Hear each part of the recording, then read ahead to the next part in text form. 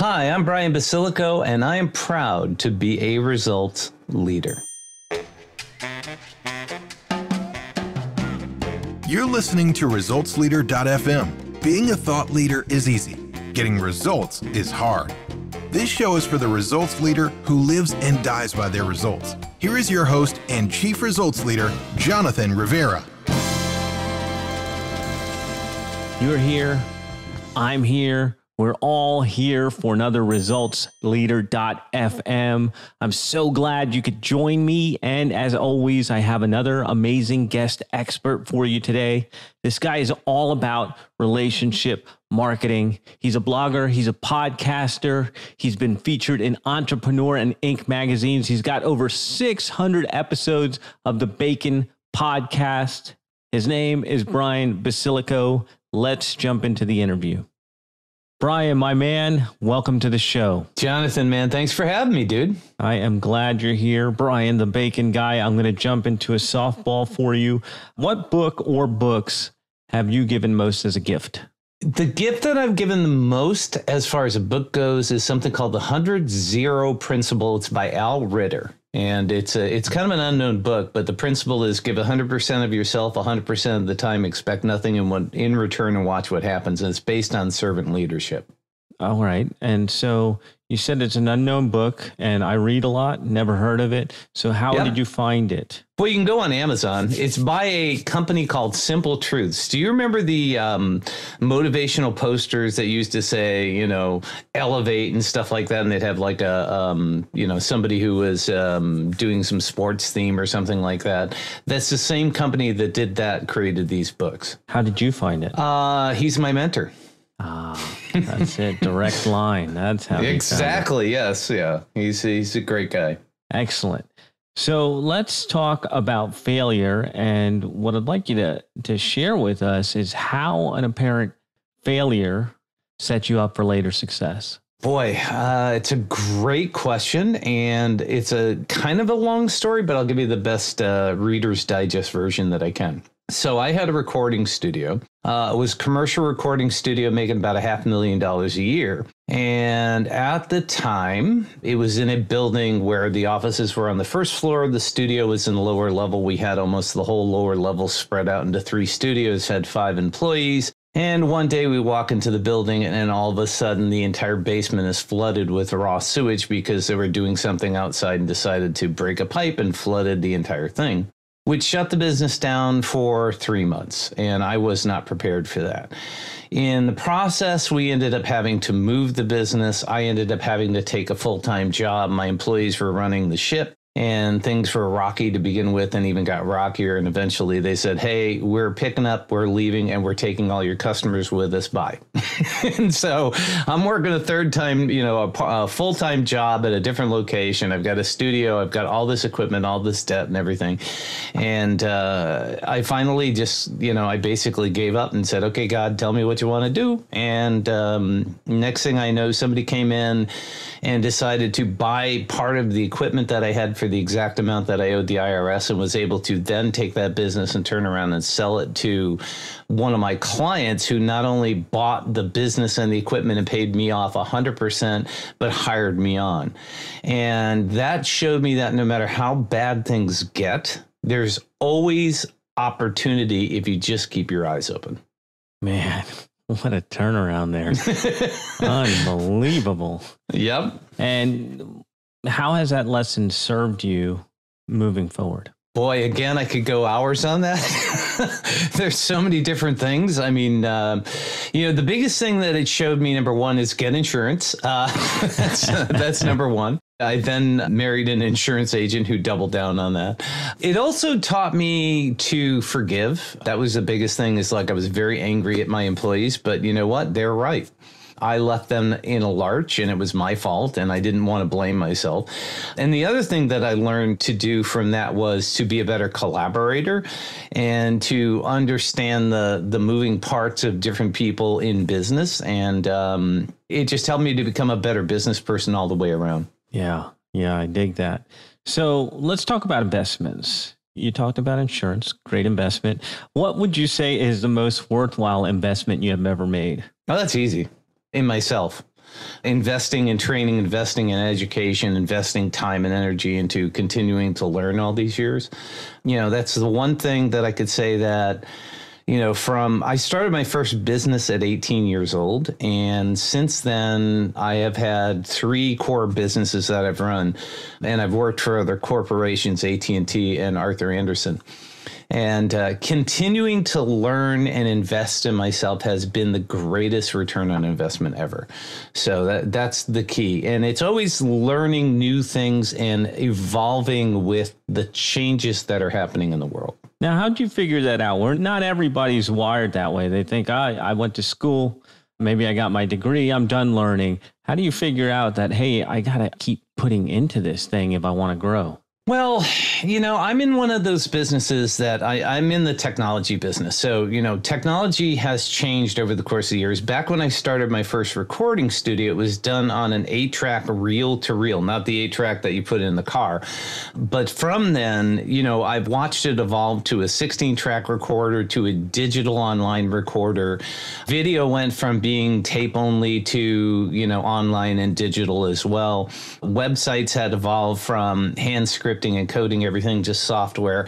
So in order to stay current, I had to force myself to learn new technologies, new concepts, and that investment came in the form of hiring coaches, of going to webinars and seminars, and even just the fact of writing a book. I mean, when I wrote a book, I had to invest in a lot of other people. Although it was investing in myself, it still cost about $5,000 to develop this book, between the designer who did the cover, the person who designed the interior of the book, the proofreader, the editor, all that kind of stuff. So, through that, I've learned processes. I've learned how to market. I think that if you don't invest in yourself, in realizing the fact that education never stops, the time that education stops in business is the day you run out of business. So you've got to figure out how to grow yourself, how to innovate and provide value to the people that you're serving. Now, I've got one more on this, and then we'll move on. You said something there that I want to go back to. You said hiring and investing in coaches. And I personally wish I had learned that sooner.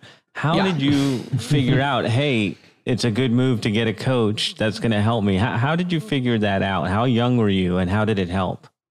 I was actually in my 40s when I figured it out. Right, I wish I would have figured it out way early. In a sense, I always had some people that were coaching me, but I never knew it. Mentoring. One of the things I always say is every doctor needs a doctor, right? Every coach needs a coach. Every mentor needs a mentor. So the key thing is that you need to figure out where your weaknesses are. One of the things I've learned over the course of the years is work to your strengths, hire to your weaknesses. And so when I wrote my first book, I understood the concept of writing a book. I wasn't good at it. I actually sucked at it. I've since gotten a little better. But the first person that I hired was a speaking and book marketing coach. And she really helped me propel myself, my business, and my brand on a bigger stage. And then the second coach I hired was a podcasting coach. And that was an investment that was worth every penny. And I now have over 660 podcasts that I've done since I started that. So I'm constantly investing in new coaches, sales coaches. Currently, I have a mindset coach who in the last year, in the middle of the pandemic, literally increased my business by 50% over the year before, which was the best year I ever had. I didn't quite double it, but I came pretty close. Yeah. Awesome. Which leads perfectly into our next question. In the last 5 years, what new belief, behavior, or habit has most improved your life? That's a really good question because there's so many of them. There's certain things that I've done. Number one is jogging has really changed me. I've started jogging again. I used to jog when I was in my 20s. Walking my dog religiously 3 times a day. And the reason those are so important is because getting out and running, I put on some earbuds and some music that's on my watch, and basically just for 20 minutes, just zen out. And I needed to find that downtime because I'm one of those kind of people where my mind is going 24/7. I wake up in the middle of the night, I'm talking in my watch with ideas and stuff like that. So I needed that downtime. It's really hard to come up with ideas and talk to a watch when you're running. And then walking the dog 3 times a day, which we got a dog in the middle of the pandemic because our other dog passed away right at the beginning of it. The thing about that is I constantly am listening to audiobooks. And that, again, is another one of those times where I'm using that as a self-improvement time. So I think it's just getting away from work and getting into the exercise mode and investing that time in myself, I think is big. Yeah, huge. So let's have some fun. Yeah. What are some bad recommendations you hear in your area of expertise? Oh, man. Tons and tons. Some of the worst recommendations are, dude, you need to be really good at Facebook ads. Okay. You need to be really good at this. You need to be really good at that. And what I call it is bright, shiny object syndrome. So people get it all the time. They're looking for that one thing that is going to solve all the problems. And that's probably the biggest bad advice that I get. And what I've learned is in order to make business work, it's a system of systems. And that means that you have to have every system working as best you possibly can. And if you can't fix the system yourself, hire out to it. Fire somebody or hire somebody else that will come in and fix that problem for you. And so those are kind of the key things, is that bad advice of just, if you figure this one thing out, you're going to be successful. It's not true. You're telling me there's no easy button? No. Yes, there is. As a matter of fact, there is. It's right here. That was easy. Right? Boom. But it doesn't work. And then work. I've got this one too, which is the cha-ching button. That one doesn't put money in my bank account either. So Trickery. You want to have some fun, dude. All right. Now we are going to move into what this show is really about: results. We interrupt your regularly scheduled program for a public service announcement. We're going to get right back into this show, but I wanted to ask you a question. If you have been listening to the show for any amount of time and you've picked up even one single tip, then I need your help. Get the word out.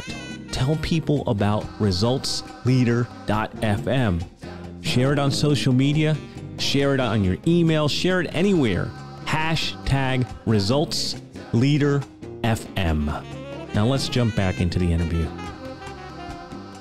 And I got to ask you, Brian, why do results matter? Well, results matter because it's what you measure things by.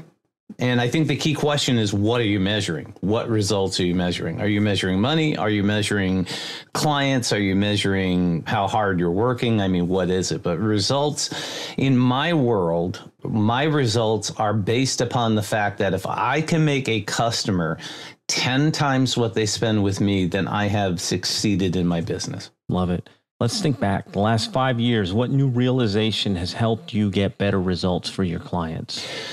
The biggest realization is stop trying to work with people that don't have any money or interest in getting better. You have to find people that are motivated to want to make change. And that's really kind of the key. Is there's a lot of people that want that easy button, but they just want the secret sauce. They don't want to put the work in. So what you've got to do is you got to find people that, number one, are willing to invest. They have to be similar to you. They have to be willing to invest in themselves, and they have to have some kind of system in place that they feel like they can get the results that they want. And they have to be willing to execute and invest themselves into it. So what's changed then? How did you change from those people that weren't willing to do that to the people who are? By saying no. When people came to me and said, I want to work with you, I now have a much more rigorous screening process for the clients that I take on. Before it was, if they breathed and had a wallet, I would take it. But, now it's a very rigorous process of trying to figure out, can I really help these people be successful? Because I was spinning my wheels working with a bunch of people that would never see the return on investment back because they just weren't committed to do it right. Man, that's tough, especially when you care. That's the worst. Yes. You end up caring more than them, and it's frustrating as all get out. It is. But you know what? There's the other flip side of that. And that is that when you find those people and you work with them and they start to understand what you do and how well you do it, then it becomes so much easier to get up every single day and do the work. Absolutely. So let's talk about results. Let's turn this internal and tell me, what area of your business would you like better results? The way I would like to have better results is project management. And I just hired a new project manager to come in and help me organize all the tasks that I do in my business. And she's going to help me to basically guide all of the people that I work with. I have 15 different, and I call them employees, but they're really contractors. But they're more than contractors to me, because if I can get them more work through other people, I constantly recommend them. So I try to, build up their business as much as possible. But that side of things, of being able to project manage business better, is something that I'm not super strong at. And I finally broke down and hired somebody to do it. He took his own advice, ladies and gentlemen. Yes, that's correct. Too good, too good. So what results are you most proud of? The results I can give you one specific story. So, and this is an example of trying to understand a problem from a different perspective. And it was one of the first clients that I took on a long time ago. It's a B2B business, and she makes these things called golf club ferrules. Now, if you're a golfer, you'd understand it. If you're not, you have the golf club head, which hits the ball. You have the shaft that comes out, and the ferrule is this little piece of plastic that sits between the hosel, which the club head is in, and the stick or the shaft goes into, and it's decorative. And she manufactured this. Her grandfather started the business, and she's manufactured these for years. And all of a sudden, the business started floating over to China, and she was losing business. And she met me after giving a speech, and she came to me and she says, "Look, I need help. Can you do something?" I said, "I don't know. Let's sit down and talk." So we talked, and her mother came in and said, "If you rescue the business, I'm going to get you a free round of golf at Medina." That's like, okay, if you're a musician, I'm going to put you on stage with Pink Floyd for a set. It's one of those kind of things. It's just amazing. So what we figured out is this little piece of plastic was really nothing more than just decorative. I interviewed all of these incredible golf people, including the guy that manufactures clubs for Tiger Woods, Phil Mickelson, every major winner on tour at the tour. He actually makes their clubs on the spot, because depending on the grass and all that stuff, they use different shafts, all that kind of stuff. So all of them are custom made. And he said to me, "Brian," he says, "pretty simple. This little piece of plastic cost me 7 cents. He says, "I will not use any other piece of plastic than this, because I don't care how much it is, because there's two things that happen. Number one, the plastic breaks. It cost me $250 to repair that club for each one of these people, and I have to eat that. And secondly, if Tiger Woods hits a shot and that little piece of plastic goes flying off in the middle of a shot on NBC, I lose business." He says, "So that piece of plastic is worth $10,000 to me." And he says, "I will not use anything but that. It's that good." And so what happened is we figured out a way to get her business online. We created an online store, and we started selling them in colors of the team that you liked. So you can get them in Cubs colors, you can get them in Notre Dame colors, whatever you wanted. So you could have your clubs custom designed to your brand, whatever it is. And she sold enough of those at $1.50 a piece in 12 packs. She was selling them for like $25 a pack, that she was able to keep the business alive long enough until the companies that were manufacturing everything in China had the same problem that Dick was talking about, is that people were hitting the clubs were breaking, they were shipping them back to California to get them repaired, and it was costing them $150 a piece to repair each one of those clubs. So they started ordering her parts and shipping over to China. Long and short of it is, I got that free round at Medina. Congratulations, brother. I love it. Cool, man. So we are coming up on the tail end. And what I always like to ask is, do you have any parting thoughts for the results leaders listening out there? Yes. One of my all-time favorite books, since we're going to go full circle on this, is Bob Burg. And if you haven't listened to or read The Go-Giver, I strongly suggest it.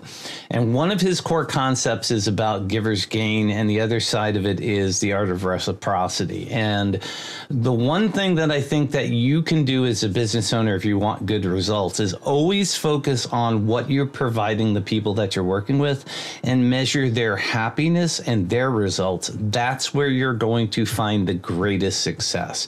If you can, and Zig Ziglar said this, he says, you can have everything in life that you want if you just give people what they want.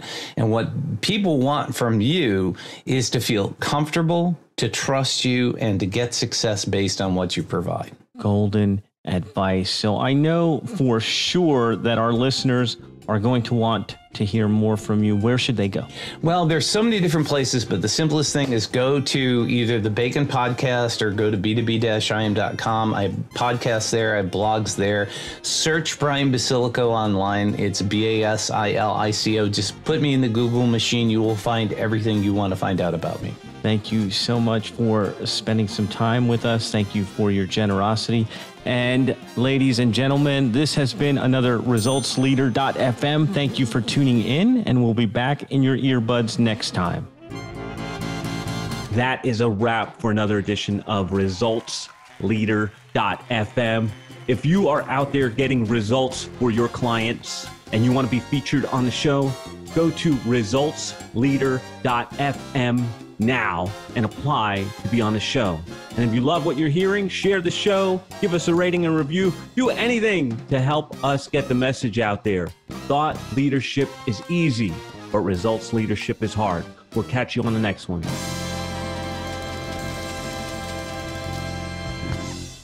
This is thepodcastfactory.com.